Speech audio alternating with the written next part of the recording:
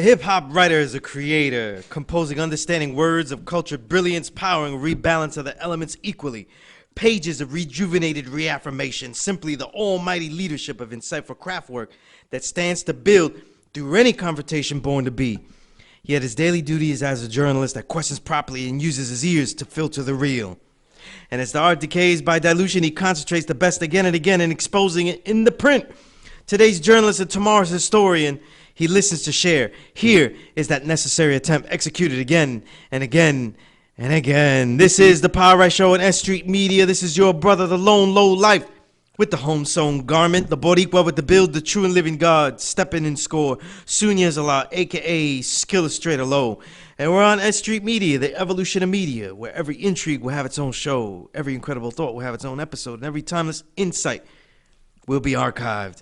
And again, this is about my element of hip-hop, the writer of what I like to call art on art and science on music, the only show in history on this hip-hop writer element that I, a veteran of over 25 years, helped pioneer. And as we've been starting off every show, all these last shows, I do got my book out, The Filtered Real, Essays from the Invisible Renaissance. I have filtered none of the bad grammar, right? None of the ill styles, none of the ill techniques, but a lot of the bad music. And we need all that. We need all that out of it. This isn't a book documenting music I didn't like, why I didn't like music you liked, why I didn't like music they liked. It's documenting great music and reasons why. So if you like a lot of bad music, add some good music to it. If you don't like this music, then you'll see some reasons why you might like it. But overall, though, a work of positivity and a work of beginning to share the massive scholarship that I've been engaging in over the years on this work. You know, it's a lot of a lot of stuff has happened since I had my last show, literally on all levels. And the last show 68, you know, was about the old decade. I was closing out the old decade. That was some kind of show. And in many respects, you could really write, you know, we could really speak about the last decade for shows and shows to come. But to kind of put it in a nutshell, understand that whenever we do these kind of things, we always miss certain things. The key is to really share enough that we're able to go back and really build and really appreciate certain things. Remember, the work of a music journalist, though, is to properly appreciate what they deemed appreciable. And then on certain levels, though, to depreciate either individual works, but more so, I think, to depreciate aspects that are not worthy. You know what I mean? So not necessarily the music that we don't like, but absolutely the reasons behind that music. You know, it's always the earth, wind, and fire, right? The reasons that we're here. But and some quick notes over, you know, some notes, and throw out some notes that happened over these last couple of weeks since my last show. What I find interesting, and I'll first talk about that Public Enemy thing, and just let my thoughts be documented here about it. There isn't really much to say about it. Most of the people that are talking about Public Enemy haven't bought a Public Enemy album since Do the Right Thing. You know, so they haven't really seen the growth of Public Enemy, or, you know, whether they even could say it was a lack of growth of Public Enemy. You know, whatever they want to say, they haven't followed it at all. But ever since the Music in Our Message, I think that was a turning point for Public Enemy in their catalog. Because Music in Our Message, just like a lot of works, that was when people started to criticize the group and find it kind of cliche or like worn. And what's interesting is that Chuck D in his book, and I'm forgetting the name of his book, but he had written in his book, oh, it's called Fight the Power. How could I forget the name of the book? The book's called Fight the Power, though. Just call it that. But it's called Fight the Power, right? And he has a lot of great ideas in there about music. And one of them is, he says that a veteran artist, and he says all music, but definitely hip-hop also, should experiment. So they should give you what you expect, but also experiment. You know what I mean? And I think after Music and Our Message, they started to experiment a lot, you know, get a more consistent sound, kind of like De La Soul too, you know, like how De La Soul in Stakes is High, they got more of a solid boom bap sound. Even though it was progressive, it was still a solid boom bap sound, and not as off the cuff and you know, progressively minded, you know what I mean, as the earlier records, and still making great records. But all in all, I think Public Enemy's catalog is probably one of the most consistent in the history of hip-hop. But I think that when people criticize what Chuck D and Flavor Flav have gone through, they're not really taking into account some of the things that musicians go through. And that's this, though. People don't like that Flavor Flav may have been kicked out for reasons that weren't really true, right? But what's interesting, I find interesting, is that unless you've actually tried to do work, not live and have a loving home with one, but I'm saying actually make work, like make products and business with a junkie for over 20 years. Like, let's give you a junkie and camp him at your home, in your business, and say, you know what, this is what you love to do. You're going to make 20-something works, and the only difference is this junkie right here is whatever he does is going to be by your side for the whole journey. You know, whatever he does, you know, however great he does it, he's going to be by your side the whole time, though. Is he actually going to be smoking and doing stuff like that? No, he's going to be doing the whole thing. They come up with new drugs, he's going to be doing those too. You know? Right? He's going to do everything, you know what I mean? And when the reality show stuff kicks off, he's going to have a reality show, and he's going to be doing the drugs on the reality show too. He's going to do everything. And you're not going to do it. You're going to have to deal with that. You know? And again, I'm making light of the situation because it's funny to me where one of the things as us as journalists and stuff, and we kind of incorrectly, you know what I mean?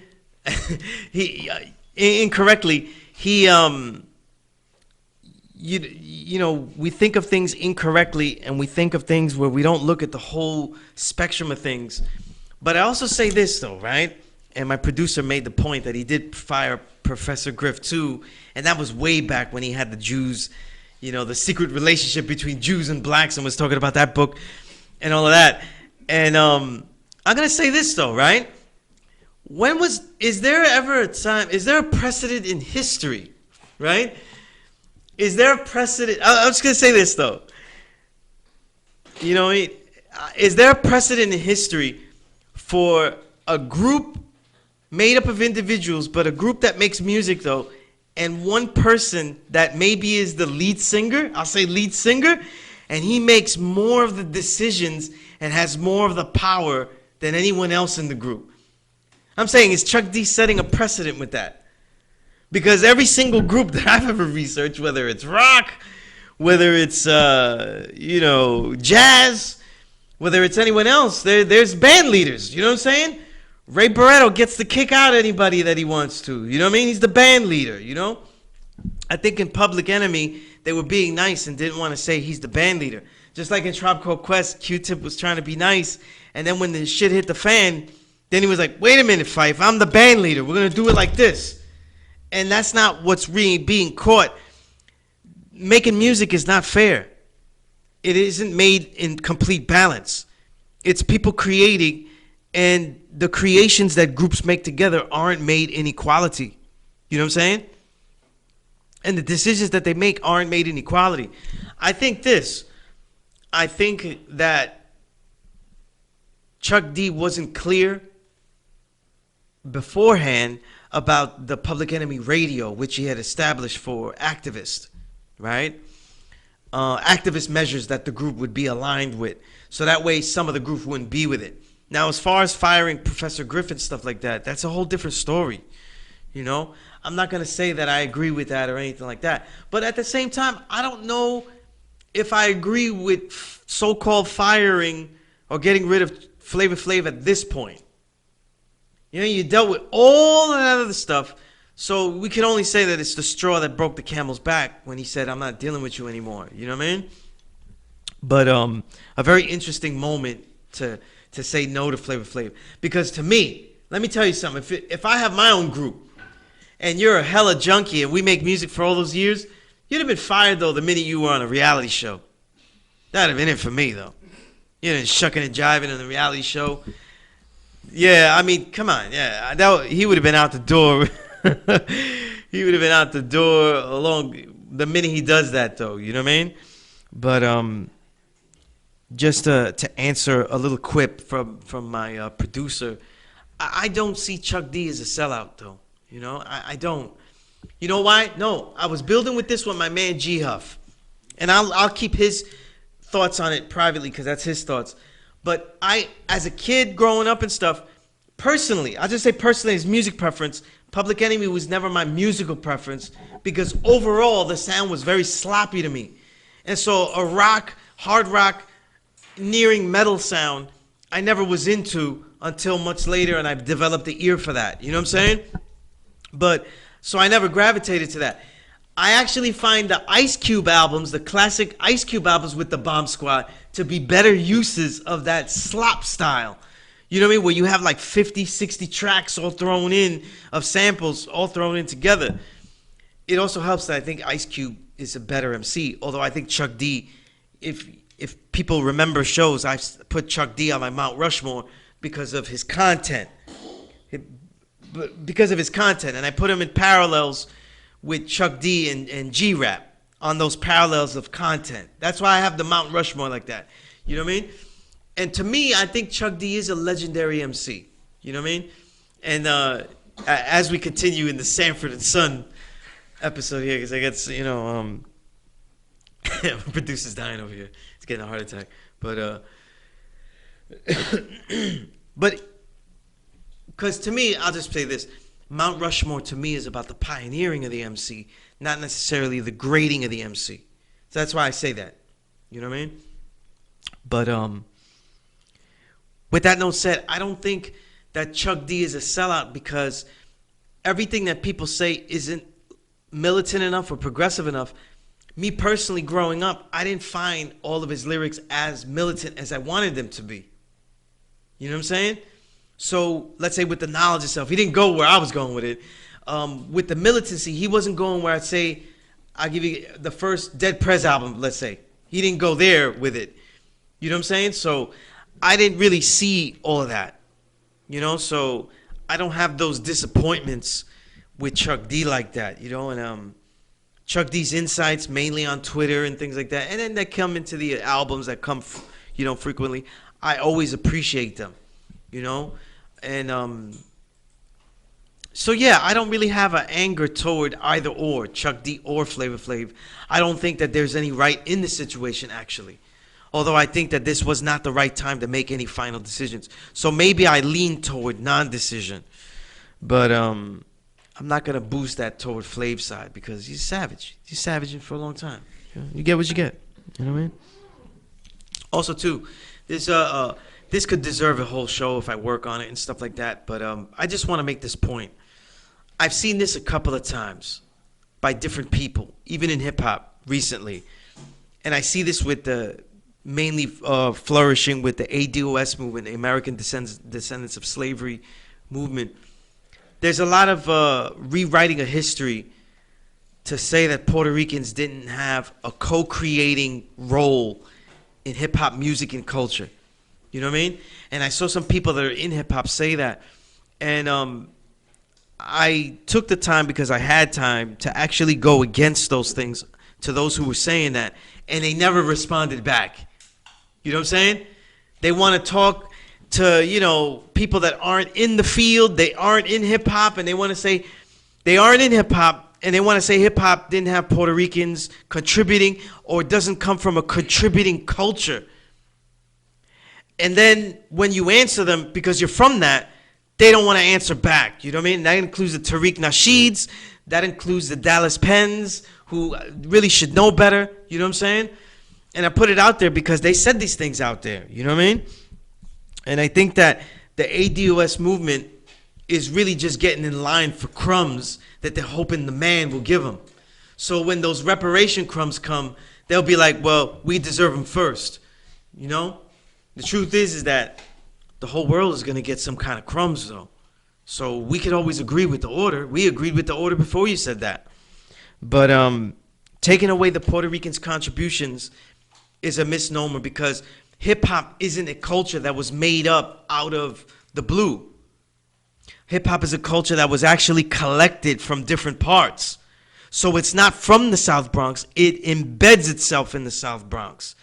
So when we look at graffiti, it's coming from other boroughs. It's coming from other places, even beyond the boroughs. When we look at the breakbeat, the ADOS movement that inspires a lot of people to eliminate everyone else but African Americans, then you're eliminating the actual breakbeat. You're eliminating the toast culture. You're eliminating the speaker culture that comes along that Kool Herc brought. So it's just ridiculous. You know, the hip-hop really is a culture that's synergized and synthesized by an entire black diaspora. You know what I mean? And by that black diaspora, I'm including the brown in there. Now, when we talk about the music, that's also where you got to see, because the music's being chosen, then now you got to look at the reasons and what particular music is being chosen. Because the music is being chosen to inspire particular dancers. So now that the music's being chosen, you're choosing a polyrhythmic style of music, and then that's where you got to go straight back to the Latin Caribbean. Because the polyrhythms and even particular drums weren't being used here until Cubans and Puerto Ricans started bringing back those congas, those bongos, and all of the vegetables and all those other things.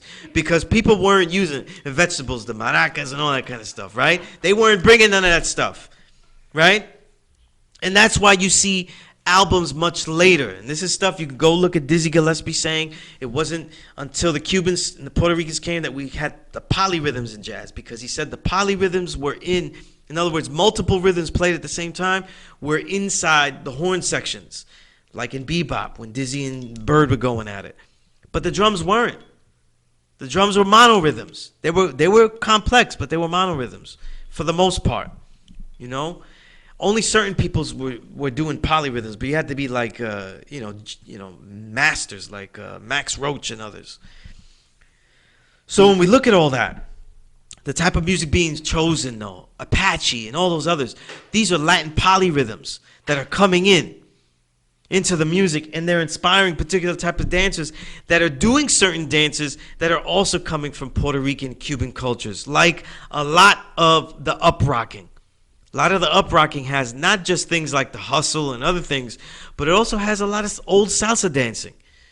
We keep looking at, Mark Anthony and 80s and 90s salsa stuff, and they dance all rudimentary.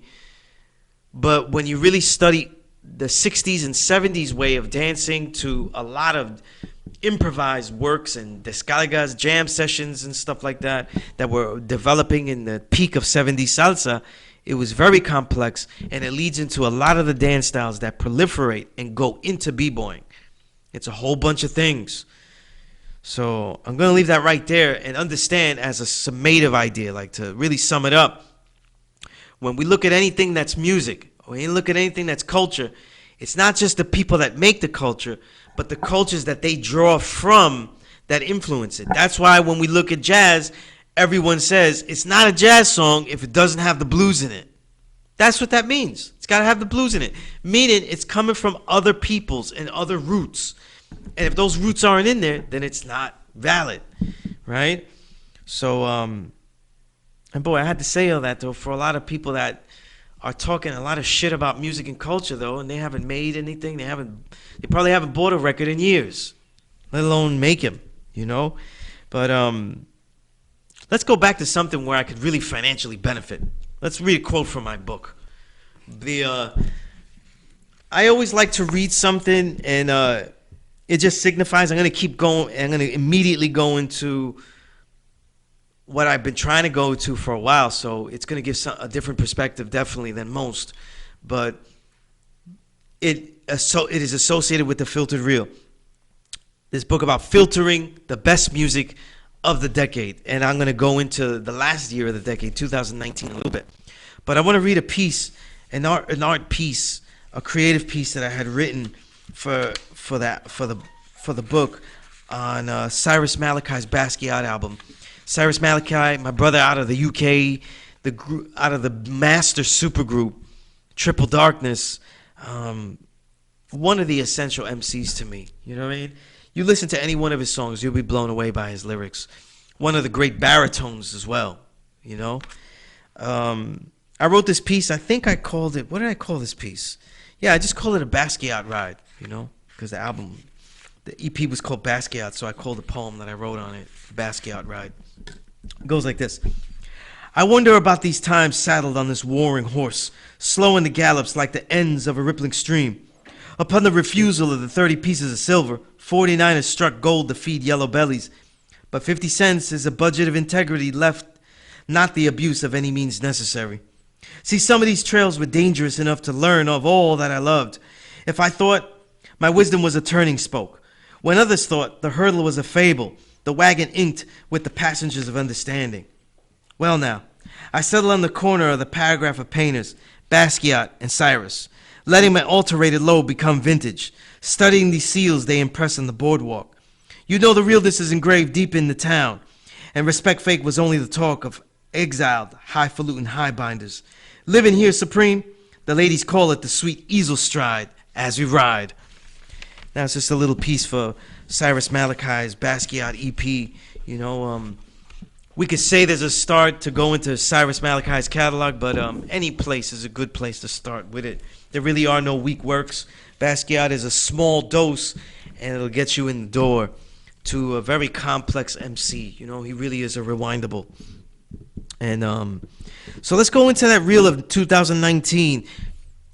And the reason I like doing this, we're in like March, and I'm talking about 2019 finally, because I didn't write any pieces that I openly published about it.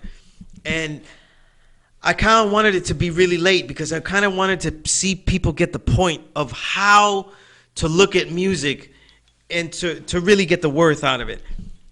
With hundreds of albums that are worthwhile coming out, I think it's a waste of time when people go, these are the 10 best albums and stuff.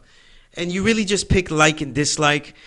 And you really don't show any acumen to show that you had a large collection that you gauged through. You know what I mean? And there's only a few people like my brother Max Lowe, you know, Lex, the MC, who is a real collector. You know, not too many people collecting in bulk. Where their top 10 albums, I would really give it some real worth, that they, you know, took a fine-tooth comb through hundreds of albums that are worthwhile. So I think first we have to look at what we're looking at when we look at music. When it comes to hip-hop, people are usually looking for MCs. So I like to start with the MCs that I thought were worthwhile, right? And we'll break it up in that bracket first, right? There's really only two MCs that I would immediately say off the head are MCs of the year. And I give the slight edge to Ito. You know, Rome Streets is right there. And the reason Rome Streets is right there is because that last album he had in the year, Joyeria, was so next level, had so much great lyricism in it, and was so well constructed that it probably added up to about Ito's 2 or 3 Ito's albums at the end. You know, by the end of the year, Ito had kind of a formula the way he was releasing, whereas Rome Streets, the works that he's releasing don't really have a formula, you know, and it just it puts him in the near tie. But if you were going with Ito, you got to start with Hell's Roof, because I'll talk about Muggs later. But this, to me, was the best Muggs work because Ito gave his best. And I wrote about this piece. I wrote about some of the early works on Ito and PremierHipHop.com that he released in 2019. Long story short, is definitely an album. Superior is up and coming with the beats. If I was collecting, probably I would definitely get Heather Gray with Willie the Kid, because I think Willie the Kid is one of the great underrated MCs. For his own cause, I spoke about him recently. It's really because he doesn't release long players. I can think of no other reason he would get, left out conversations, because he has great slang, he has great voice, his tone is great, and he has there's cleverness in his language. I don't see how he could be overlooked for so long, where he's not in that upper tier of the next wave. A must-have definitely is Rock America with Flea Lord. I'm a big fan of Flea Lord. There's not a lot of MCs that rhyme like him. I'll talk about him later. But The Circle, produced by Wally Clark, that was another great album. And Wally Clark really has a great crate game. So unlike the others that went boom bap, sometimes you kind of know what you're going to get. Wally Clark really has a good sample game. So if you were going for like wanting to hear Ito on some really clever samples, that's where you would go. And of course, Body Bag Ben gives you boom bap, so that's another one. Rome Streets had less, but it added up to more because his albums were a little bit longer. Head Crack with Future Wave, one of the up and coming, doesn't always rely on the typical 1-2 breakbeat, and that's a little bit refreshing. So he gives you drums, but he's giving you a different EQs. He's giving you different tempos of drums, different rhythms. Noise Candy 3, the Big Turk album, which Rome wasn't really into that work for himself, but definitely great sample game on that record, and of course the aforementioned Joyeria with the artivists doing the music. So rounding out those MC collections, it's like every year now I gotta mention Napoleon the Legend. So if you're going with Napoleon the Legend, it's a whole bunch of stuff like Coup d'Etat 2, but I would immediately start with his own self-produced Bronze Saints. This is where Napoleon is really experimenting, and he gets more deeper, more emotional about certain things, more personal. So it's a great work, and the BPMs are variant. You know what I mean? You're not just seeing slow flows. You're seeing a lot of, Napoleon gives you a lot of variation on the BPMs. Something that, I think I was talking with my producer offline. Like, sometimes MCs, they stay on the same BPM. And that's especially the crime rhyme MCs that are really, top tier lyricists like Ito. They tend to stay on the same BPM. So when he does an album with Flea Lord like Rock America, it's a breath of fresh air because Flea Lord is a real dose of energy, But rounding out, another guy you got to keep collecting, another essential MC of the Invisible Renaissance, Sleep Sinatra, had a whole bunch of works. You go check him out in his Bandcamp, see which one is the best. I like Sources of Nature the best. And we can't have an MC collection with a smaller collection, but a powerful collection because he's at a peak, and that's Planet Asia. We started off with a 2020 song from Planet Asia, but all things Planet Asia, I mean, the guy's rhyming with so much ingenuity where you could listen to his album for days and just keep on repeat looking at things that he's saying, though, Initials on my jewelry, all gold, everything. The Planet Asia Milano Constantine album, the medallions at the end. Oh boy, haters abound though, but you will love it. You will love it. You will love it. But also too, the Philly Low Lives, the Booze Brothers. You know what I mean? If you're not working out and you need to get your workout going on, that's the bench press music. You know what I mean? The Booze Brothers.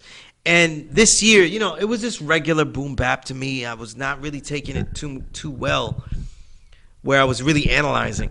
And this year, when they did records solo.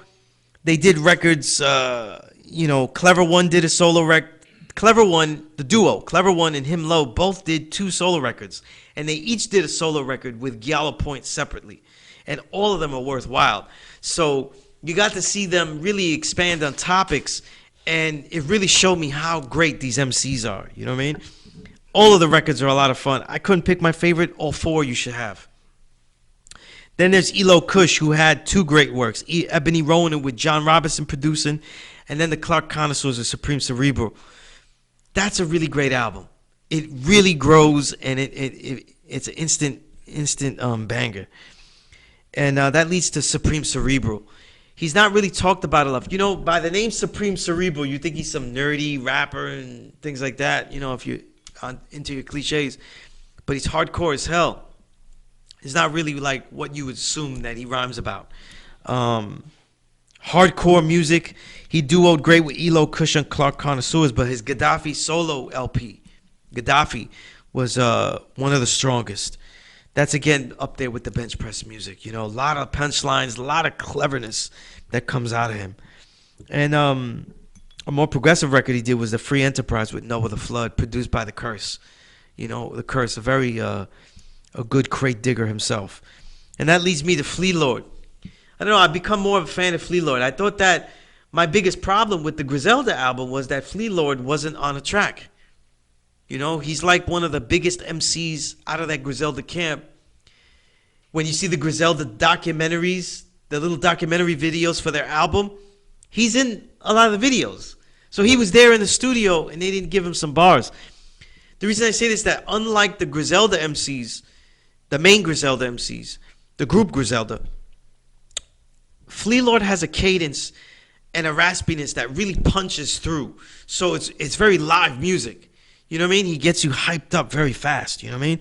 And the greater gets greater later and later is now, definitely worth having. I tend to have liked Gets Greater Later more, but they're both great. And then the Loyalty and Trust with 38 Special.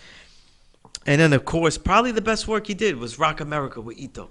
You know, like I said, he really punched up Ito, where the album wasn't like a slow grind of thinking music. It kind of ended up being both. Thinking lyrics, but definitely on some hype stuff. A crucial MC, I think, everywhere in this underground. Because the way he's bringing up everybody, his ear for certain MCs, and the way his goodwill in the game is Rim. And Rim's Works is the first time we get like 2 long players from him in a year. Keep It Vil and Algorithms. I think they're must-haves. You know, Rim is one of the most clever MCs. And I call him the greatest apprentice ever because usually an apprentice sounds like the guy he was with that mentored him. And Rim doesn't sound at all like Sean Price. You know what I mean? He's clever. He's funny. He definitely has a sense of humor. So you could say he's Sean Price-like. But it doesn't rhyme at all like Sean Price. And that, to me, is very refreshing for somebody that learned so much from Sean Price, you know? Yeah, those albums, they're tough as nails. Duo that I've been into. I don't know about my producer. He's been hating everything. He's been shooting down this whole damn show.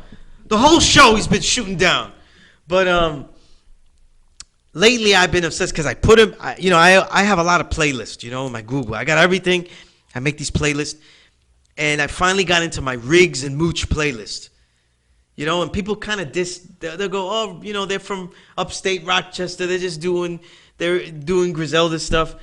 Mooch has a high pitch like West Side Gun. He doesn't do the ayo, but everything rhymes. Like his whole voice is like that pitch, you know.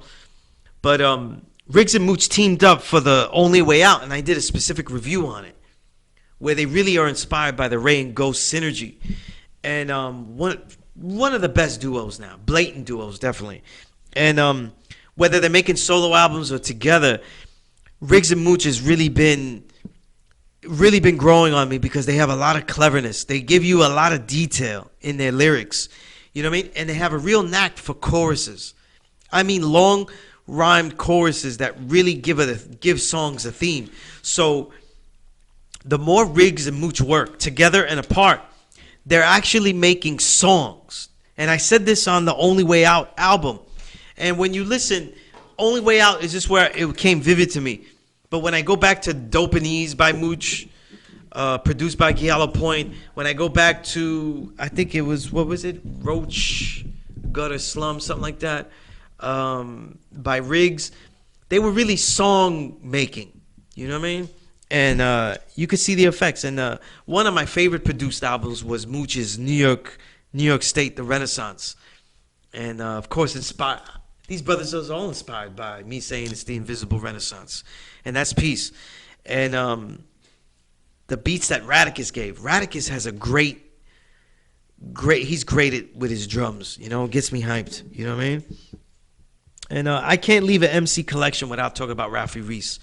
I'm big on Ralphie Reese. I'm big on his abstract wordplay. I don't think he released that much work, but Bladesylvania was worth the price of admission. And his Resurrect album, if you're collecting, if you get into him, you want to get that too. But we're going to producers. Last year, I thought DJ Muggs set a precedent.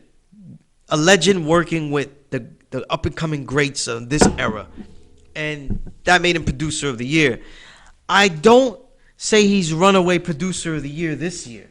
Because and it's not his fault. I love the music he gave, but I don't think that the MCs that were on his albums really put that work in and say, look, I'm working with Muggs. This has got to be my best work ever. You know what I'm saying? I felt like they equaled, or they kind of made like a basic work that kind of sits with the rest of their collection. For example, Mac Hami did 2 albums with Muggs. Kill 'Em All, calling themselves a Kill 'Em All as a group. And then he did the album, you know, it's a French name. I can't pronounce that shit. You go look it up. The Tous Vous or something like that, right? Both dope albums. But compared to Mac Hami's work, I feel like he didn't rhyme like this was it. Like this was the chance, the chance of a lifetime. You could feel when people rhyme like that. Ito rhymed like that in Hell's Roof. Crime Apple reached his heights that he usually hits. You know, so he didn't really go over those heights. So it didn't disappoint, but I'm saying this is Muggs. Like, you would give it all you got. So I couldn't do that. The real surprise out of this that really was the Mayhem Lauren EP, Members Only. It only has 4 songs, but all those songs bang. And there's some of Mayhem Lauren really knows how to pick the right Muggs beats. He's getting the best ones. You know, he's taking the best ones. But when we talk about producers, we talk about producers that it's not just giving you the best music, which I thought Muggs had this year as a producer, but it's also getting the best out of the MC. And for that, I would have to say it was Giallo Point. He did it first with Napoleon's Coup d'Etat 2. Then he did it with Mooch's Dopanies. And he did it with S.STREET. And S.STREET is a stellar MC. Everything that God makes is up there. It's progressive. It's next level. It's experimental. And when I think, and to me, the Papitas album that he did with Giallo Point, that's easily, to me, S.STREET's best work last year. And S.STREET is a flooder. He floods. If you get S.STREET's best work, that means that you really did something. You know what I mean? Go check that album. Whether you're checking S.STREET, that's the one you start with. You know, and you go backward if you're ready. You got to be an S.STREET fan. You got to be a listener. You can't just look at the shell that he gives you. You know, like, you know, a drug dealing, street savvy, throwing some what you might identify as 5% language. No, you got to go deeper than that and see the builds. You got to see the pictures he's painting, the styles that he's giving you. You got to sit down and listen to him, you know? And it's nice that West Side Gun actually noticed him, you know what I mean, to put him on a track, you know? But Giallo Point did a lot of work with a lot of British MCs who I thought were okay. They didn't, you know, I'm not really big on them. I thought Juggernaut is a good MC out there in the UK, so that was a good album. But you know, NDL rhymed great on it, on his work with Giallo. Mooch, S.STREET. Then you got, who I mentioned before, the Booze Brothers, with their 2 solos that they did with him. The Clever One and Him Low.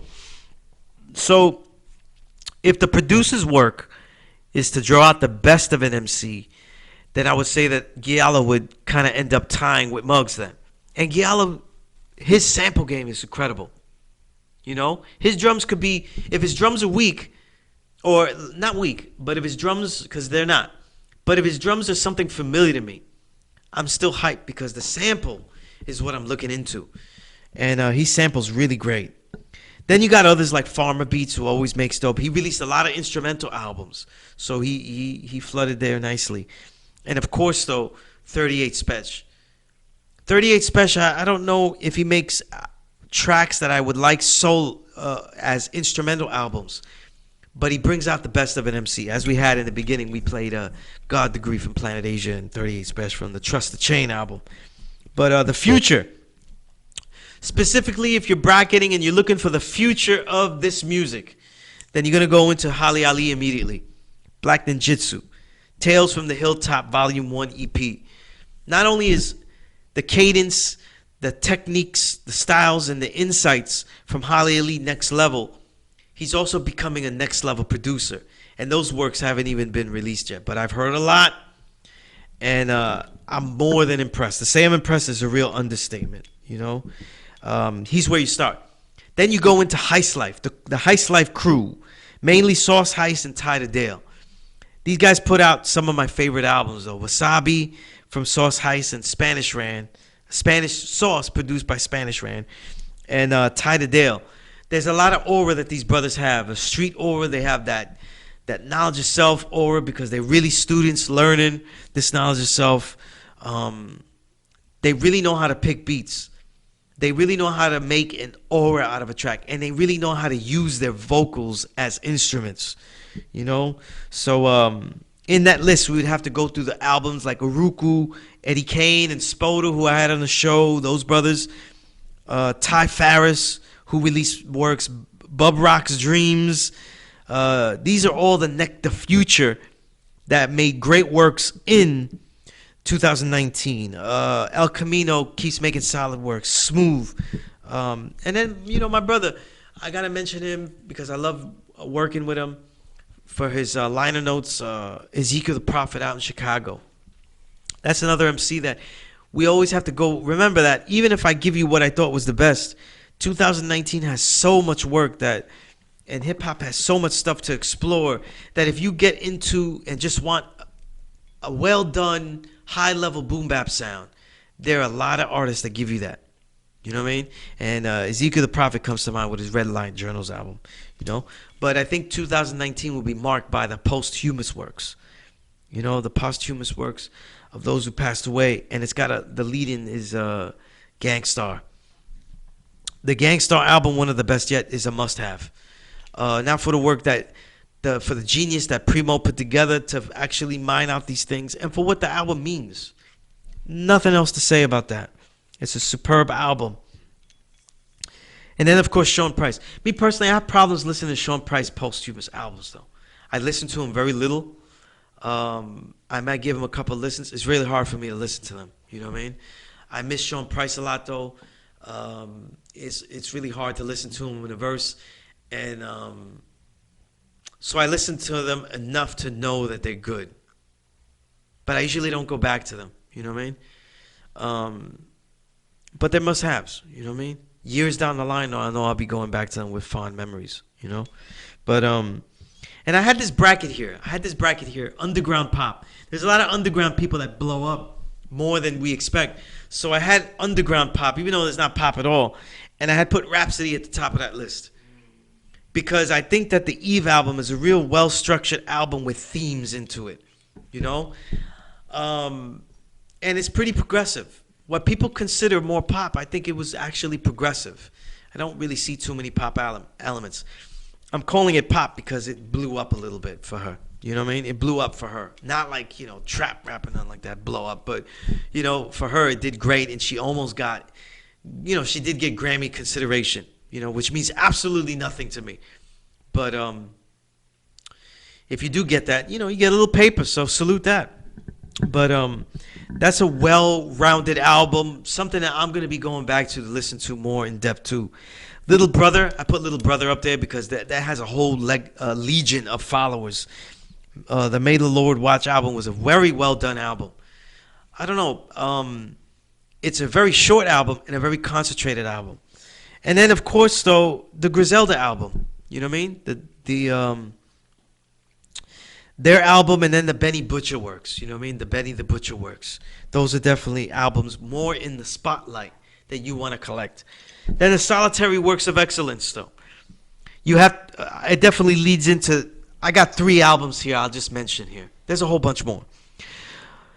Rock Marciano's Marcialago. Rock Marci was a leader in the Invisible Renaissance, and you have to cap off the decade by getting that Marcialago. A lot of techniques in there, must have. Sky Zoo and Pete Rock.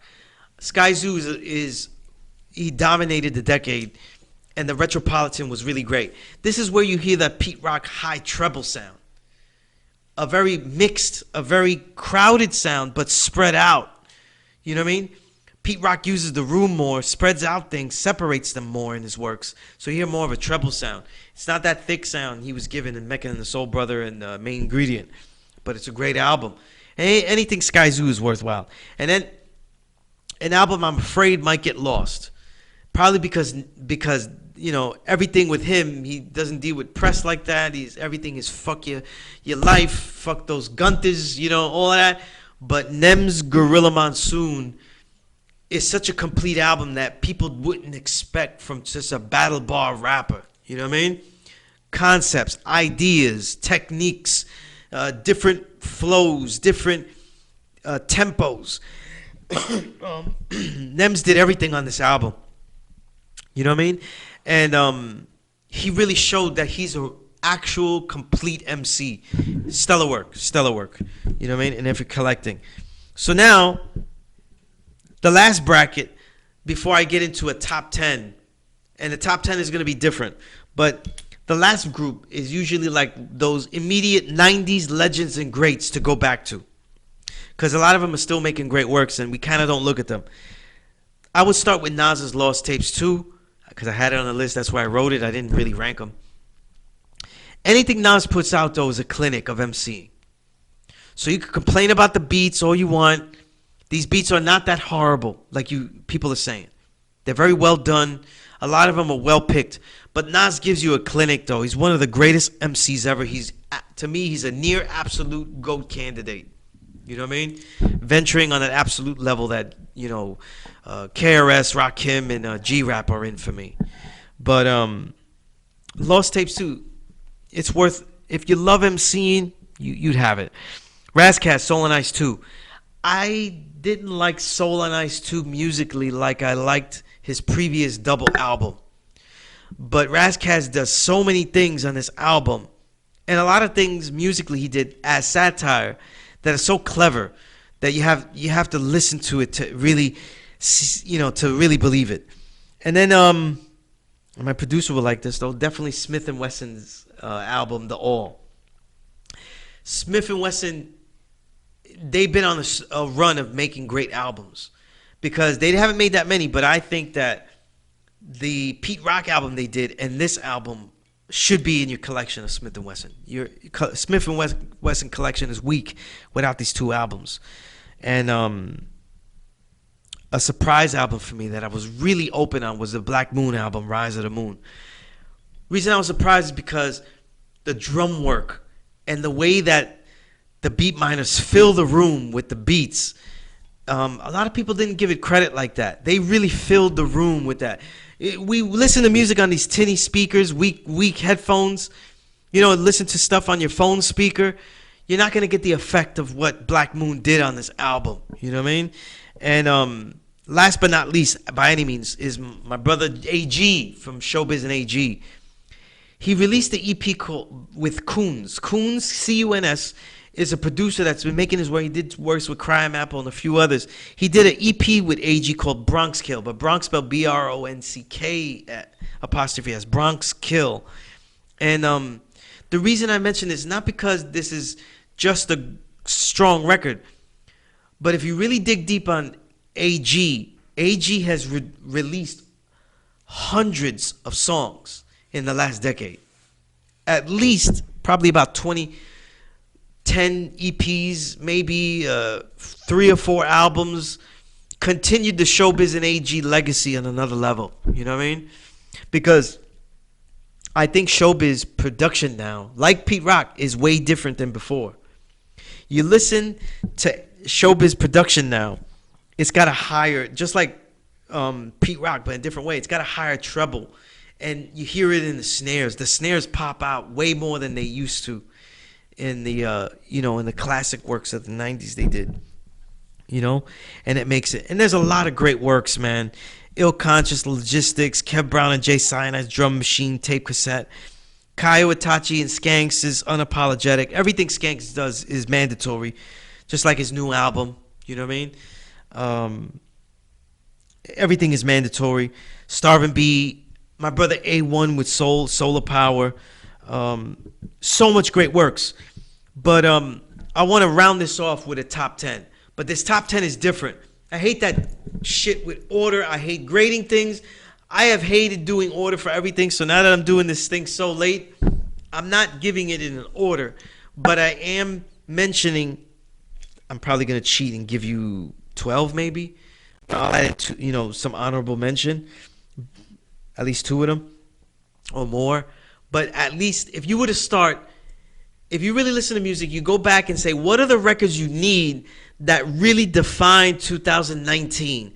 These are the records that I would say you would get. You would have to start with Gang Starr's One of the Best Yet. That album defines 2019.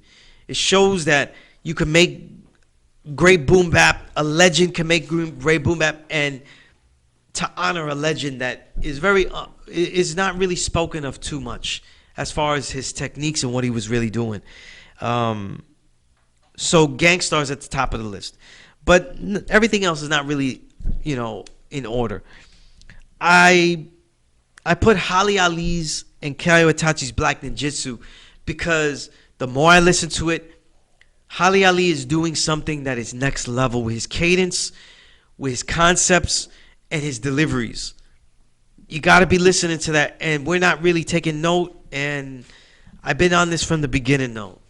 Once he starts producing, it's going to be another level, because now he can produce to what he's really trying to do. It's going to be a problem. Ito is my MC of the year, along with Rome Streets, so I guess the third and fourth albums you would get, you'd start out with DJ Muggs and Ito, Hell's Roof, because that's where you start with Ito. Definitely you would go to Rock America and stuff like that. But if you picked one, I'm picking one for this, Hell's Roof. For Rome Streets, it's Joyeria with Artivist, because Rome Streets rhyme with real fury on that. So that's where I would start with that. Napoleon the Legend, Bronze Saints. This is the first record Napoleon the Legend actually produces his own beats. So it's going to be a signifying and important record over the years. So I would pick that. Another important record, a great record, Riggs and Mooch, The Only Way Out.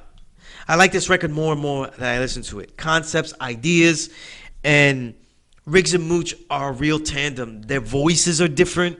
Their pitches are different. Their pitches are different.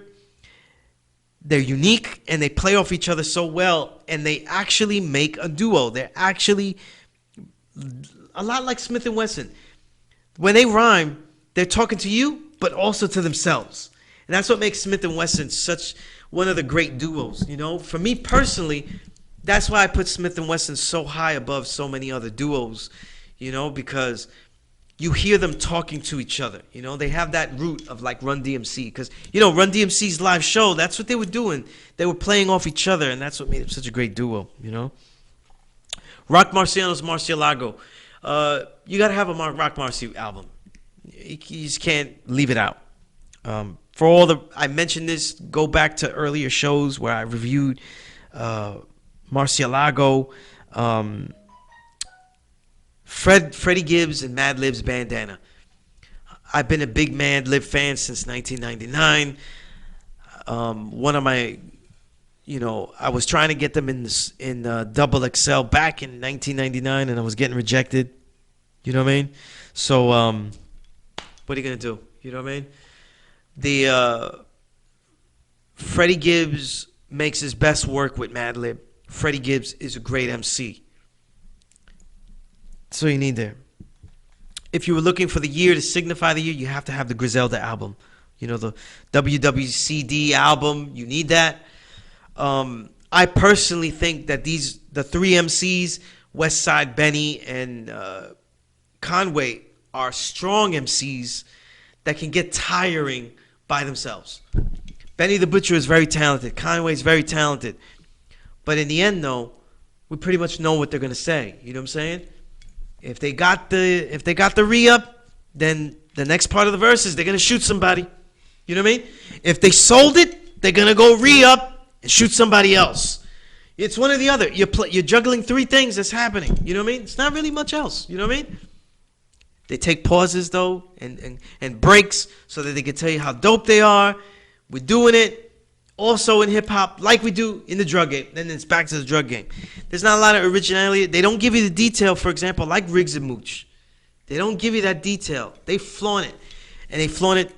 They're some of the best to ever flaunt it.